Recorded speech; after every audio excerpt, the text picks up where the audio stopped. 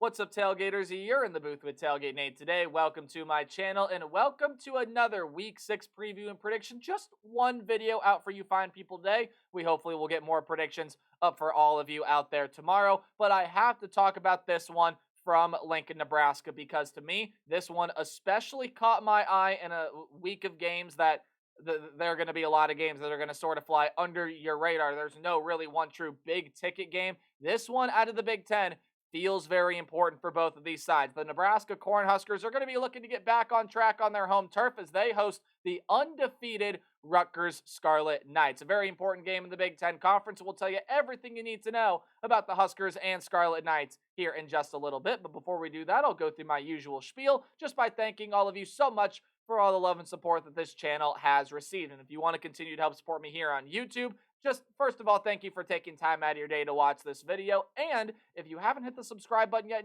and you are as big of a college football nerd as I am, what are you doing? You got to hit that subscribe button. You got to ring the bell so you know whenever I upload and you don't miss anything that I upload here on my channel. And if you want to help me support me or if you want to help support this channel in other ways, just interact with it literally in any way you can. You can like, you can comment, and you can share. Literally anything else you do will help me support what I do here or actually will help support me and whatever I do here on YouTube. But if you want to support me outside of YouTube, go give me a follow on Twitter at TailgateNate29, Twitter or X, whatever you prefer to call it. I post things about literally just any other field work I do, articles I write, games I call. If you'd like to support me in other ways outside of YouTube, please go give me a follow over there. But with all that said and done and out of the way, let's talk about this one here from Lincoln, Nebraska. The undefeated Scarlet Knights, Nebraska sitting at 4-1 and looking to get back on track. They lost their last home game, and I'll tell you why if they can't get things turned around from the way they played against the Illinois Fighting Illini. Rutgers poses a lot of the same problems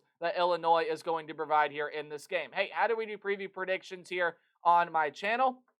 Glad you asked. We'll take a deep dive and sort of discuss my keys to the game when each team possesses the football. So we will first start with the Rutgers offense against this black shirt defense, and then we'll flip it. We'll look at the Husker offense against the Knights defense, and at the end of the video, I'll go ahead and give you my sort of just final thoughts, predict what I think is going to happen in this game, as well as give you a final score prediction for who comes out with the coveted W in Lincoln, Nebraska. Makes sense? I'm glad. Let's dive on in here talking about this one. Hey, the winner of this game too, if some chaos happens and everything goes well enough in the world of college football, the winner of this game could very well find themselves ranked in the Week 7 AP poll. But we got to dive on in and start talking about this game. The one thing that you could look at Rutgers offense from last season and say this needs improved, this is the biggest area of concern for the Rutgers offense, it was the quarterback play. Gavin Wimsatt or whoever else started for Rutgers last year just didn't really have necessarily what it needed to run the offense as efficient as it could have been, primarily as a passer.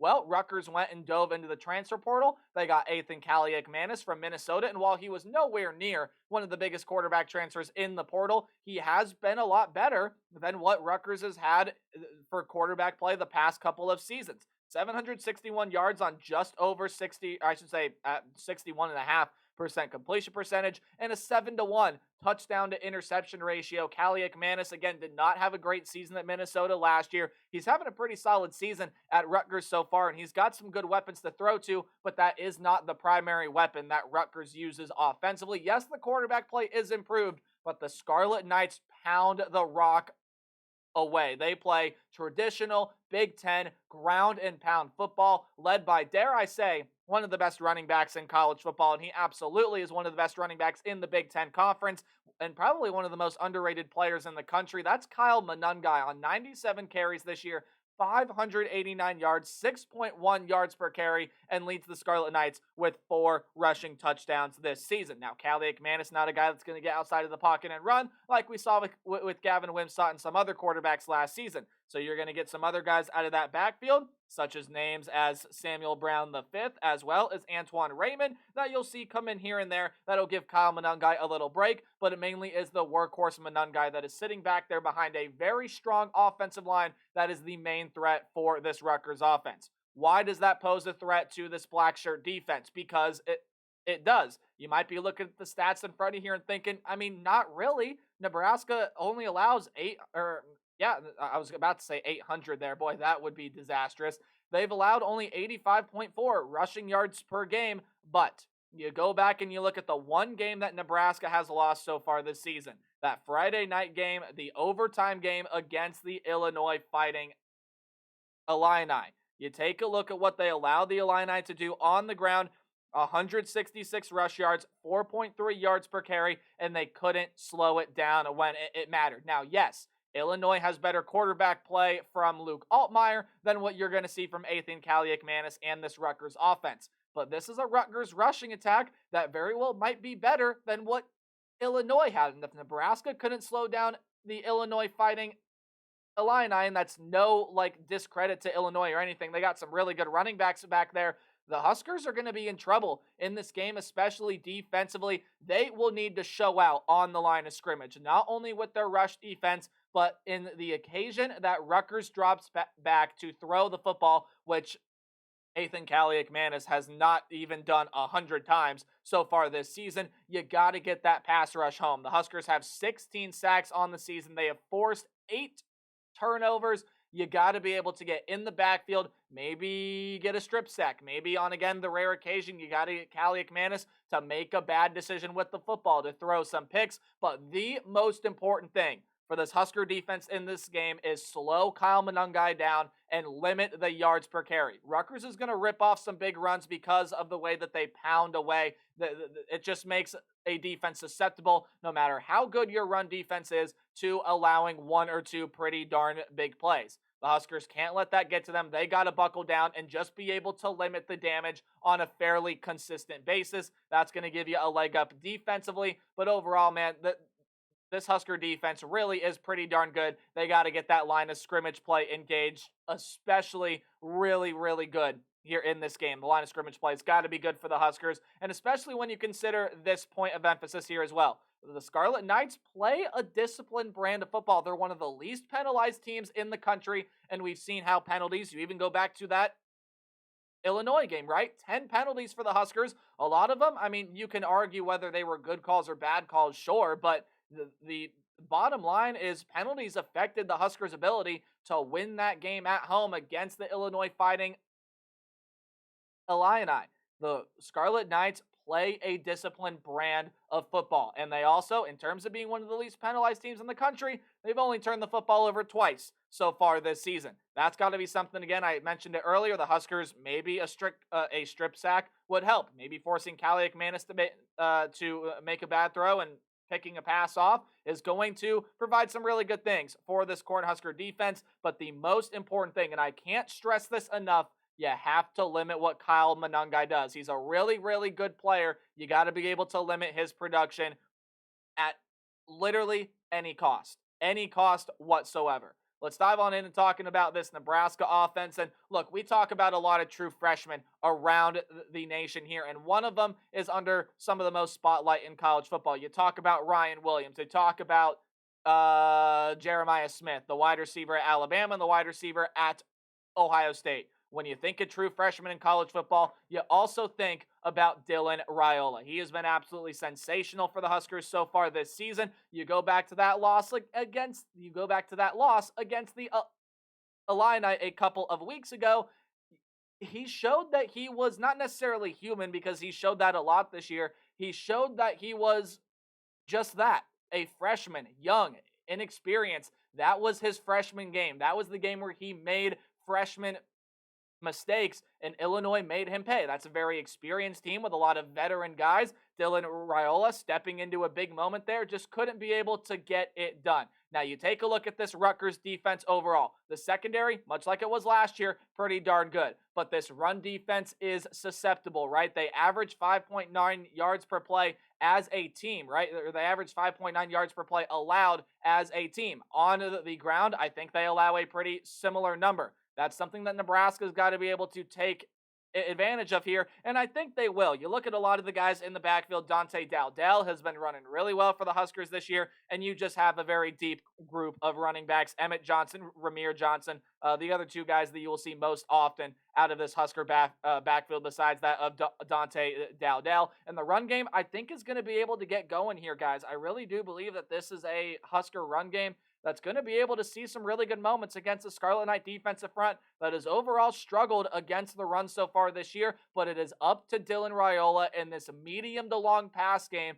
That is what has got to take over this football game. For as well as some of these Husker running backs have been running, and for as poor as the Rutgers rush defense has been so far this season, Dylan Raiola has got to take over. He has got to put that Illinois game behind him. And even you can take a look, that just game against Purdue overall for the Cornhuskers was not really their best effort. There was no scoring to speak of in that first half. There were a ton of blocked field goals in that one. And I mean, field goals have just been an absolute travesty for the Huskers here over the past couple of seasons. And they were only 1 for 8 on third down. The past couple of games here, Raiola has shown that he's young. He's still learning. He's still trying to develop in this system. This has got to be a game where, especially, this one is going to be close throughout. Kind of spoiling my prediction a little bit there, but this is going to be a very close game throughout. Dylan Raiola and this Nebraska offense, specifically with the pass, are going to have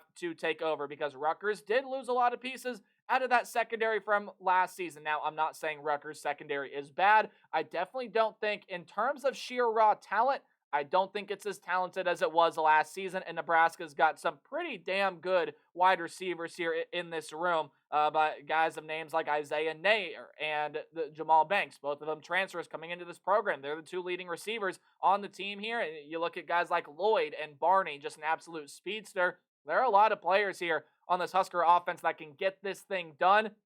The run game's going to have its moments. Raiola has got to take over. But again, the Knights defense has got to show their physicality. The Huskers offensive line has struggled so far this season. This is a Rutgers pass rush that has not really, just hasn't really taken over games like maybe some people thought it was going to, or like some Rutgers fans thinks it needs to. They got to be able to show the physicality. The run defense has got to step up. They got to be able to create pressure to Dylan Raiola. Again, very talented player, still a young freshman. Make him make mistakes. Big key for the Scarlet Knights defense there on that one. But hey, something else that will really impress you about the Rutgers Scarlet Knights, and I could be wrong on this, but off the top of my head, I think I am correct. I believe that Rutgers leads the, not necessarily the nation, but I think they lead the Big Ten in time of possession, meaning the amount of time their offense is on the field. I think they lead the Big Ten in that category. And Nebraska, this is a team that's used to controlling the tempo. They're used to setting the pace, setting the tempo, letting the other team play the style of football that Nebraska wants to play. These are two teams that love to control the clock, and especially because, again, Raiola is young, and this is the Rutgers defense that can step up and make some big plays, even though, again, I probably necessarily haven't spoken too highly of them here in this video. This overall is a very good defense. It has shown that on multiple occasions, controlling the pace, controlling the tempo, something the Huskers have done a lot this year. It's going to be tougher to do against the Scarlet Knights team, but it's something that I believe they have to do. Let's dive on in now to my prediction, and we'll go through this here really fast. First of all, this line, Nebraska at 7, I think Rutgers covers this thing easily. I think this is going to be a close, competitive game, and it's going to seem within reach of both of these teams throughout the entire game. It wouldn't surprise me to see Rutgers hold a lead at all throughout this contest, but I do think the Scarlet Knights' first loss will be coming in this game in Lincoln. I think Dylan Raiola is going to learn from his past couple of games. He's got some more talented weapons, and especially if this Husker defense, if they can key in on Kyle Monungai and they can slow him down enough to maybe force Ethan Kaliakmanis to try to win this game with his arm, to sort of force Rutgers to do some different things offensively, that's something that's going to pay very well in Nebraska's favor, and I think that's exactly what happens here. Field goals have been a struggle, special teams have been a struggle, penalties have been a struggle. I think it all, maybe not necessarily gets fixed 100%, it all gets a little bit better this week. Dylan Raiola makes some big plays, this black shirt defense makes some big plays, and I believe that the Cornhuskers will be pulling off a win and handing the first loss to the Rutgers Scarlet Knights of the 2024 season. Let me know what you guys think about this game in the comment section down below. Remember to play hard but tailgate harder, and I'll see all you guys in the next video. Goodbye.